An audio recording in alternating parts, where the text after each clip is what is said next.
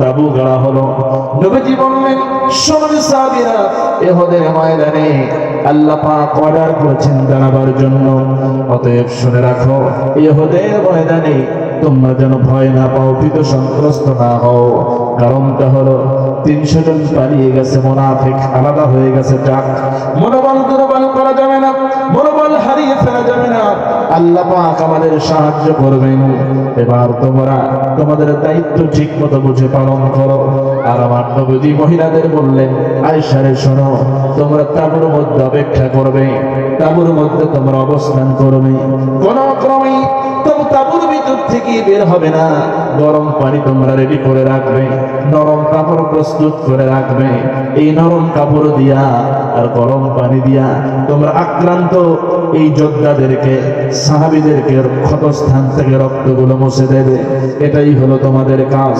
আবার নবী তার আপন ফুফু সাফিয়া রাদিয়াল্লাহু তাআলা আনহাকে বললেন, ফুফু যান, আপনি একটু তাঁবুর বাইরে থাকবেন।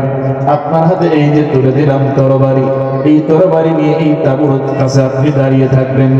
নারীরা যে তাঁবুর মধ্যে তারা অবস্থান করছে, সেই তাঁবুর পাশে আপনি দাঁড়িয়ে থাকবেন।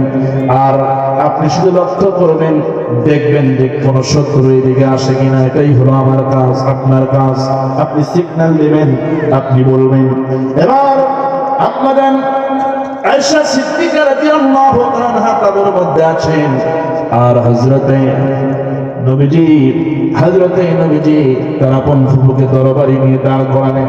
তার ফুফু বয়স একটু বেশি হলে কি হবে, তার দৃষ্টি শক্তি এতই প্রখর, তিনি এতই বুদ্ধিমান, এতই তীক্ষ্ণ মেধার অধিকারিণী, তার চোখ ফাঁকি দেওয়ার মতো সাধ্য কারো নাই। তিনি দায়িত্ব বুঝে ফেলেন।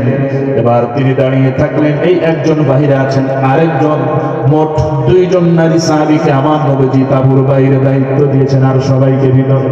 আরেকজন তিনি হলেন আব্দুল্লাহ বিন কাবের বোন নুসাইবা বিনতে কাব রাদিয়াল্লাহু তাআলা আনহা। সুবহানাল্লাহ। এই নারী কিন্তু সাংঘাতিক নারী। নারীর জীবনী সম্পর্কে আমাদের অনেকেরই জানা নেই। তিনি হলেন জান্নাতি নারী।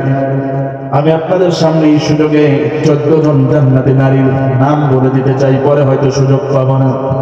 14 জন জান্নাতি নারী যাদের ব্যাপারে জান্নাতের কথা বলা হয়েছে। 1 নম্বরে হলো হযরতে ফাতিমা রাদিয়াল্লাহু তাআলা আনহা, তিনি হলেন জান্নাতি নারী। তার সম্পর্কে বলা হয়েছে সাইয়্যিদাতুন নিসাই আহলিল জান্নাহ। সুবহানাল্লাহ। তিনি হলেন জান্নাতি নারীদের হলো সরদার। 2 নম্বরে জান্নাতি হযরতে খাদিজা রাদিয়াল্লাহু তাআলা আনহা। 3 নম্বরে হযরতে আয়েশা সিদ্দিকা রাদিয়াল্লাহু তাআলা আনহা। 4 নম্বরে হযরতে হাফসা রাদিয়াল্লাহু তাআলা আনহা। 5 নম্বরে আসিয়া আলাইহিস সালাতু ওয়াস সালাম। 6 নম্বরে মরিয়ম আলাইহিস সালাতু ওয়াস সালাম। 7 নম্বরে উম্মে সুলাইম রাদিয়াল্লাহু তাআলা আনহা। 8 নম্বরে সুমাইয়া রাদিয়াল্লাহু তাআলা আনহা। 9 নম্বরে উম্মে হারাম বিনতে মিলহান। 10 নম্বরে রুমাইসা বিনতে মিলহান। 11 নম্বরে সুরাইয়া আল আসাদিয়া। 12 নম্বরে রবি বিনতে মুআওয়াজ। 13 নম্বরে হযরত উম্মে জামিলা। 14 নম্বরে নুসাইবা বিনতে কাব রাদিয়াল্লাহু তাআলা আনহা। তারা সবাই হলো আল্লাহর জান্নাতের মেহমান।